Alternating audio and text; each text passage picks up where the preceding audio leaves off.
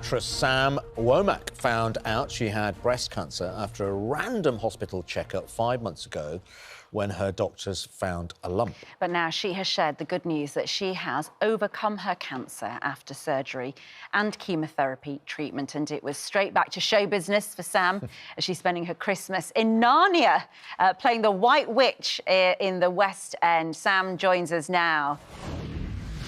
A very good morning to you, Sam. And I bet, you go through the wardrobe and you're in a completely different land, slightly scary, slightly unnerving, in the tale. And I imagine for you it was a bit like that, finding out that you had something and you hadn't experienced any pain, no lump, and there it was, the diagnosis. No. Yeah, no, I was just having a random check. I actually had, I was just doing a kind of, well woman check, and in between two shows, I popped in to have an ultrasound, just a scan. And so in between shows, saw a kind of nasty little gremlin type shadow, and then had to kind of book further appointments. And I went back on stage that evening with my head a little bit kind of in the clouds. It's incredible, isn't it? Because, of course, we're talking today on the day that the nurses in 3 minutes are about to go on strike, and it is appointments like yours that will have been delayed and postponed and so on. I wonder if yours had been postponed, would you have found time to go back again? I mean, it's one of those sliding doors moments, isn't it, really? At the moment, I haven't had any appointments disrupted, but I have to say I'm a huge advocate of the work that the nurses do. They've looked after me so fantastically, and I really do feel that they should be paid appropriately. So even at the cost of my own treatment being disrupted, I feel like they have to fight back, really. They're doing such an incredible job and not being treated fairly. And Sam, when you got that diagnosis back then, what was your immediate thought, and how did you pick up the strength? And I think it's just amazing what people like yourself do go through at that point, and then to really keep going and to know that there will be a positive end, and hope there will be a positive end to your situation.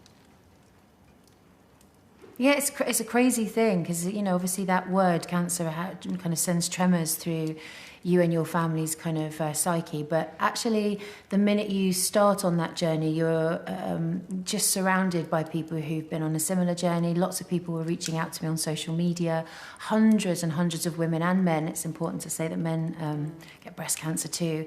But the shocking thing is that actually women should be checking themselves in their 20s and 30s. There's a huge amount of women that contacted me to pass that message on, that if you can check yourself earlier, it's not just something that affects women of a certain age, it's actually men and women. So any checks you can do could be life-saving. Mine was a random check, and I got it very, very early, so I'm really lucky.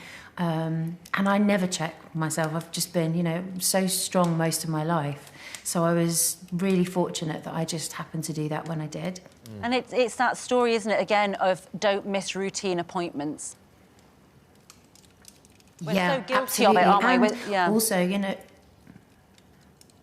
yeah, and I think also, you have to take the initiative sometimes. I think we all assume that there's a kind of body above us that will tell us when we have to go for checks and what we have to do. But actually, it's our body. We know that the NHS are backed up with lots of appointments, and sometimes those routine checks have to be at your kind of demand. So I would say if you've got spare time, and certainly the NHS are under pressure now, but even if you had the money to do something privately, I went and had my scan privately.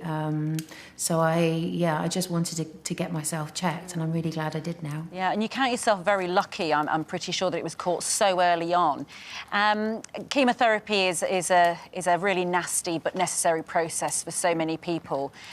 How did you cope with that? I'm being treated at the Royal Marsden by a wonderful man called Stephen Johnson, who is a professor and studies breast cancer. And he actually suggested that I had oncotype testing, which means that a tiny piece of the tumour is sent away, and it gives you a really, really good insight into the specificity of your cancer and whether you will need chemo and how much you'd need. And that he's actually pushing for the NHS to do that at the moment, because it will eradicate the need for chemotherapy in a lot of women. The whole treatment for cancer now is changing, and the Royal Marsden are kind of pioneering new treatments. The first round of chemotherapy wasn't pleasant for me, but I didn't react terribly. I was okay. I put a cold cap on. Yes. I haven't lost the hair so far, just a little patch on the left and the right. And so I was really lucky, but I'll continue to have some treatments and take medication to make sure that there's no recurrence. And certainly the term cancer-free is a bit misleading. I think, you know, luckily I've got it gone for now, but yeah, with cancer you just have to be careful that you're keeping on top of everything and keep checking yourself to make sure it doesn't come back. And you're back on stage? Yeah, I am. I've been surrounded by the most amazing people at The Lion, the Witch and the Wardrobe. They've been so supportive. It's such a beautiful show. It's so Christmassy. It's about theology. It's about life and death, so it feels very appropriate. And I've just loved being there. We're in the centre of Covent Garden. Feels like a joy to do it, and it's such a beautiful, elegant production. It means a lot to people. It's very moving. So I've been, yeah, been very lucky to be in that. I'm still in it till January the 8th. Super. Okay. Well, we wish you all the best for whatever ongoing treatment you may need, thank you. Sam, and thank you for talking about younger people needing to check as well. And I know you want to help those who are suffering with breast cancer in the future as well. So thank you so much for talking about it today to us.